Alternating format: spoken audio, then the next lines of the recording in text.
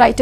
So Lakshmi, ఈ assembly ఎన్నికల్లో BRS ప్రభుత్వం ఓటమి పాలవడానికి, అలాగే అందులో ఉన్న ముఖ్య నేతలందరూ కూడా వేరే పార్టీలోకి వలసలు వెళ్లిపోవడానికి కారణం తెలంగాణ భవన్కు వాస్తుపరంగా దోషం ఉంది. దీనివల్లే మనకు పరాభవాలు అలాగే పరాజయాలు ఎదురవుతున్నాయి అని చెప్పేసి ఆ బీఆర్ఎస్ పెద్దలు అంచనా వేస్తున్నారు. దీనికి సంబంధించి వాస్తుపరంగా దోషం ఉంది. సో ఈ దోషాన్ని మనం తొలగించాలి. దీనికి సంబంధించి చర్యలు కూడా చేపడుతున్నట్లుగా తెలుస్తోంది. ఎందుకంటే మొన్న అధికారం కోల్పోయిన తర్వాత నుంచి చాలా రకాల సెంటిమెంట్స్ తెరపైకి వస్తున్నాయి.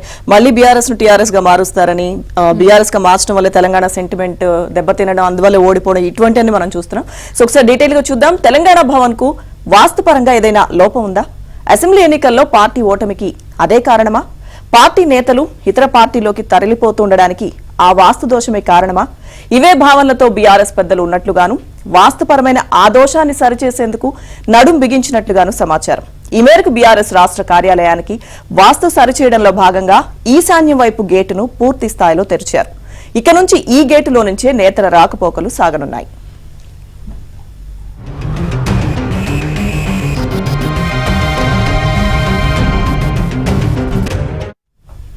తెలంగాణ భవన్ ఉత్తరాభిముఖంగా ఉంది. కార్యాలయంలోకి వాహనాలు, నేతలు, కార్యకర్తలు, సామాన్య ప్రజలు లోపలికి ప్రవేశించేందుకు గాను ప్రధానమైన గేటును పడమర వాయవ్య దిశగా ఏర్పాటు చేశారు.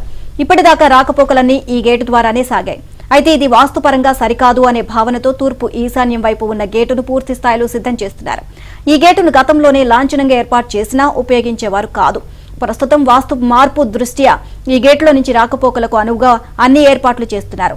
వాహనాలు లోపలికి వచ్చేందుకు వీలుగా ఆ గేటు వద్ద ర్యాంపు నిర్మాణం జరుగుతోంది. అలాగే తూర్పు వైపు పార్కింగ్ అనువుగా ఉంటుంది అనే ఉద్దేశంతో అక్కడే వాహనాలు నిలిపే విధంగా ఏర్పాట్లు చేస్తున్నారు. అయితే తూర్పు ఈశాన్యం గేటు వద్ద వీధిపోటును దృష్టిలో ఉంచుకొని లక్ష్మీ నరసింహస్వామి చిత్రంతో కూడిన ఫ్లెక్సీని కూడా గేటుకు ఏర్పాటు చేశారు.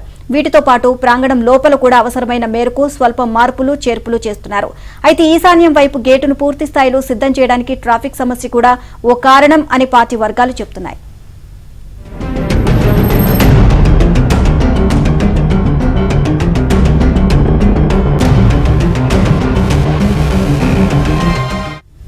ఆయన అన్ని చూసుకొని, ముహూర్తాలు చూసుకొని, ఒక నిర్మాణాలు చేపడితే వాస్తు చూసుకొని, ఏదైనా కార్యాన్ని చేపడితే నక్షత్రాన్ని, మంచి ముహూర్తాలని చూసుకొని ఆయన ఆ కార్యక్రమాలని చేపడతారు. పట్ల ఆయనకు అత్యంత విశ్వాసం ఉంటుంది. అయితే ఇప్పటి వరకు ఆయన అంత సాఫీగా సాగిపోయి 2 సార్లు అధికారంలోకి వచ్చారు, తిరిగి లేదన్నట్టుగా ఆయన ప్రయాణం, వారి ప్రయాణం అంతా కూడా సాగిపోయింది. కానీ ఇటీవల కాలంలో బీఆర్ఎస్ పార్టీకి వరుస దెబ్బలు తగులుతా ఉన్నాయి. ఏకంగా మొన్న అసెంబ్లీ ఎన్నికల్లోనేమో పార్టీ ఓడిపోయింది.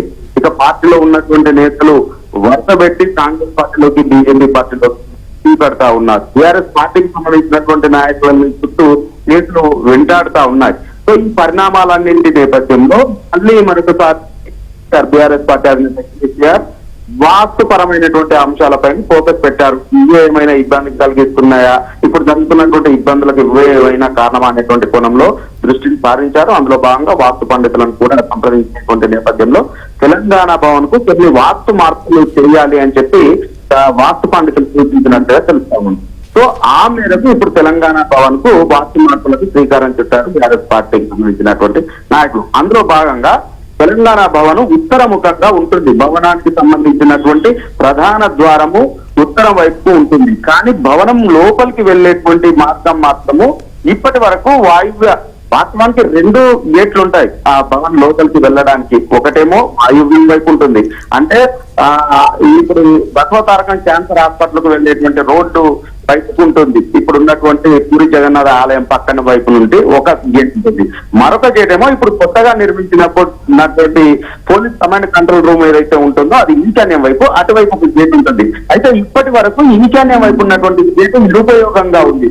గేట్ అయితే ఉంది కానీ దానికి ఎప్పుడు తాళాలే పెట్టుండేటువంటి అక్కడ వాహనాన్ని పార్క్ చేసి ఉంచేటువంటి వారు. కానీ ఇప్పటి వరకు రాకపోకలన్నీ కూడా వాయువ్యం వైపు నుంచి ఉన్నటువంటి గేటు నుంచే రాకపోకల్ని సాగించారు.